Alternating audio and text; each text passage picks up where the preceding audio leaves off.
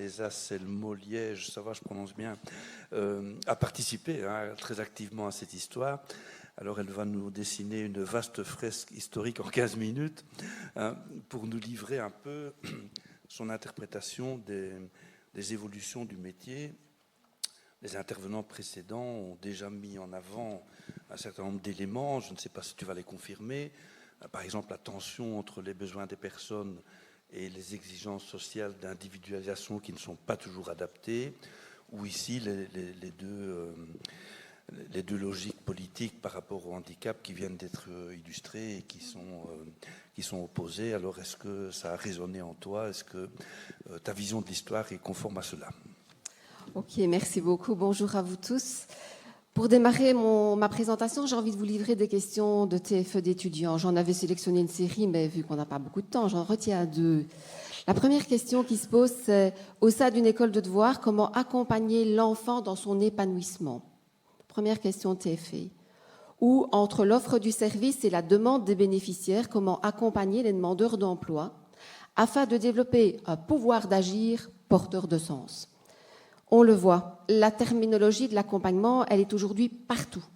Et au fil des années, l'accompagnement s'est décliné en différents modèles d'intervention et gagne de nombreux secteurs de la relation d'aide. De notre point de vue aujourd'hui, au regard du champ du handicap, pour moi, en fonction de l'expérience que j'ai vécue au niveau des chanterelles pendant de longues années, l'accompagnement est un modèle d'intervention pour permettre aux personnes handicapées de choisir, de réaliser leur projet de vie, leur choix de style de vie. On entend donc un accompagnement, terme si régulièrement entendu, énoncé et surtout défendu. Mais de quel accompagnement parlons-nous? Alors, je vais revenir rapidement sur certains termes que vous avez déjà entendus.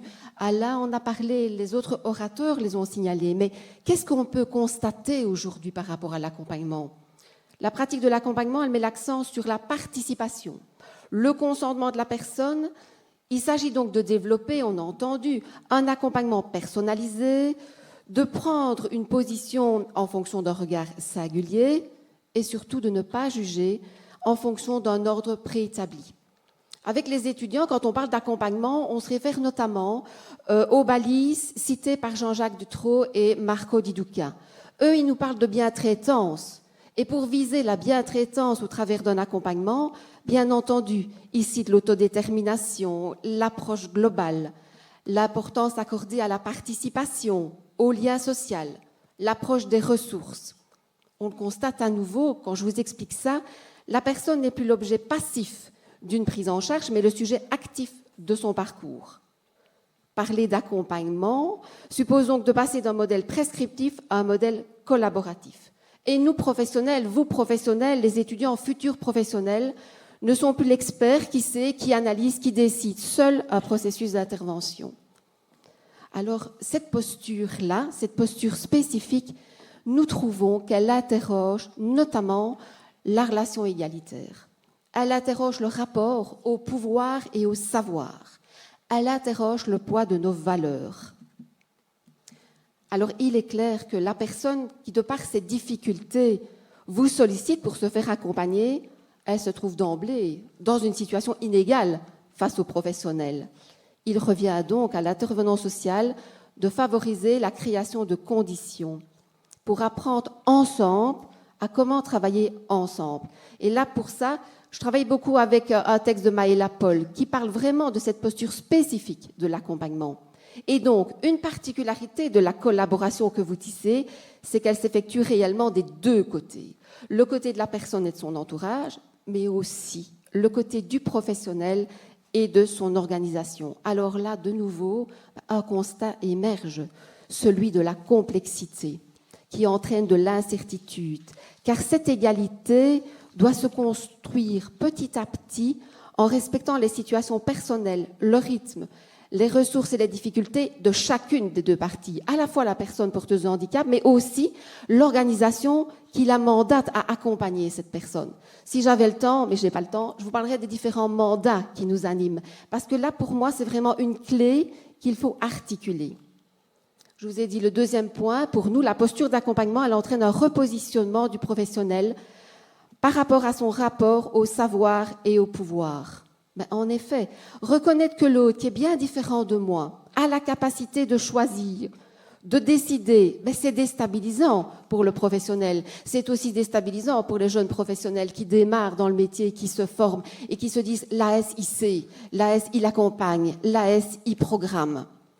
Par ailleurs, quand bien même ce dernier accompagne le bénéficiaire en respectant ses choix et ses questionnements, ceci n'empêche nullement une participation active du professionnel en termes de propositions, d'ouverture de choix, d'éléments d'information. Et donc, à nouveau, un autre constat émerge par rapport à ça, c'est celui de la singularité. À chaque fois, c'est différent, disent les professionnels que je rencontre, et un juste milieu est sans arrêt à trouver. Enfin, cette posture, elle est exigeante, car elle interroge le poids de nos valeurs, les limites de la pratique, les prises de risques. Qu'est-ce qui est normal? Qu'est-ce qui est anormal? Simplement, le Larousse, il dit que la normalité, ce sont les règles, les principes auxquels il faut se référer. Mais par conséquent, ces normes sont très personnelles. Qu'est-ce qui est anormal pour vous? Jusqu'où va votre tolérance en matière de normalité? Et donc, bien entendu, le travailleur social immobilise des compétences théoriques, mais surtout, il doit développer des attitudes d'ouverture. Au travers de ces quelques règles rapidement résumées, mais finalement, qu'est-ce qu'on voit? On voit que l'accompagnement, c'est comme une boussole. Une boussole pour vivre une pratique qui est multiple et variée. Alors, bien entendu, l'intervenant s'en empare, mais c'est le bénéficiaire qui en indique le nord. Et avec les étudiants, notamment les collègues avec qui je travaille, on se dit qu'il y a 3 axes à respecter pour permettre aux bénéficiaires d'indiquer le nord. Assistant social, un métier de lien au centre de tatouage, un métier de veilleur et un métier d'éveilleur. Premier axe que je vais envie de vous expliquer, c'est le métier de lien au centre des rouages. L'accompagnement, elle implique d'une part de tenir compte, et ça, elle l'a dit tout à l'heure, des facteurs personnels, des facteurs identitaires, des facteurs environnementaux, des facteurs sociétaux. Je ne vais pas tous vous les expliquer, mais retenez ces différents flashs. Et à travers cette grande toile, l'accompagnement, vraiment, il se veut être une réelle pratique d'équilibriste. Parce qu'ensemble, avec l'accompagnant et l'accompagné, il faut comprendre, dénouer, tisser et inventer tous ces liens. Et finalement, être dans la posture d'être avec la personne via l'écoute et la relation de confiance, dans une relation de réciprocité, mais c'est d'être pour la personne via la défense de la parole des bénéficiaires. Le deuxième axe qui ressort, c'est un métier de veilleur. Et là, je vais peut-être rappeler un peu ce que Mme Rosier a dit tout à l'heure, veilleur dans le sens d'être proche, de cheminer ensemble. Parce que pour moi, l'accompagnement, c'est cheminer ensemble en respectant 2 points. Il y en a plein d'autres, mais je n'ai pas le temps. Donc j'ai envie de vous dire, en respectant l'autonomie et la juste distance professionnelle. Durant tout le processus de l'accompagnement, on se rend compte que ce profil d'idée d'un faire ensemble. Et ça questionne l'autonomie. Or, nous sommes conscients, il n'y a pas d'autonomie sans prise de risque minimum. On a eu la chance à l'ESAS de rencontrer Marcel Nuss. Et lui, il dit que l'intervenant qui accompagne, c'est un passeur, un guide et un éducateur. Pour lui, être un accompagnant, c'est également accepter que la personne prenne des risques et que la personne se trompe. L'idéal, bien entendu, est que tout individu décide et agisse par lui-même, mais ceci est bien entendu à nuancer toujours en fonction des compétences et des capacités de la personne. En cela, à nouveau, l'accompagnement est réellement en géométrie variable. Et nous sommes face, et vous êtes face, tout le temps à ce défi d'oser l'autonomie par et pour le bénéficiaire. Il est donc question de réfléchir à la distance professionnelle, voire de la juste distance. Alors tout va bien quand il n'y a pas de divergence, mais quand les avis divergent concernant le choix et la mise en place du projet de vie de la personne, que faut-il faire? À nouveau, je m'en réfère à Marcel Nuss, il parle, mais d'autres auteurs le disent, de l'importance de la supervision, de l'importance de prendre du recul, de prendre de la hauteur. Mais ce qui est encore compliqué, c'est qu'il faut être en accord avec soi-même, car il faut être en accord avec ses valeurs à soi. Qu'est-ce qu'on considère être juste ou pas? Et donc là, à ce moment-là, on vit, selon Marcel Nuss, un véritable accompagnement empathique. Troisième axe que j'ai relevé, ça va dans le temps? 4 minutes. Oula. Un métier d'éveilleur afin de se mettre en action pour informer et sensibiliser. 2 questions que je me posais. Comment permettre aux personnes handicapées de définir avec nous les conditions de leur accompagnement dans notre société? Jean-Jacques Christophe, il dit « Être handicapé est une aventure insolite dans un monde marqué par l'attirance pour une pseudo-normalité. » On a vu, notre société, on le voit, elle met au point toute une série de structures complexes nécessaires afin d'essayer d'intégrer les personnes différentes. Mais a-t-on vraiment intégré dans nos modes de vie, en société, la différence?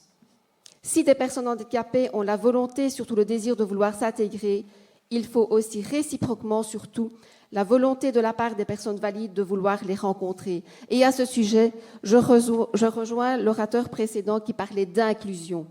Bon, j'avais préparé une petite note sur l'inclusion, je n'ai pas le temps de vous le dire, mais tout ce qui ressort, c'est que les termes d'intégration, d'insertion et d'inclusion sont au cœur des débats si nous voulons approcher l'accompagnement. Une autre de mes questions était de me demander, mais quels sont les repères pour rester en éveil face aux mutations du travail social dans un contexte d'état social actif? En effet, il apparaît de plus en plus des attentes et des injonctions normatives adressées à toutes les personnes accompagnées. On a entendu activation, responsabilisation. Or, l'accompagnement, il se centre sur une approche individualisée et situationnelle. L'accompagnement, il vise une application mûrie des bénéficiaires, et ce, malgré la pression des politiques sociales.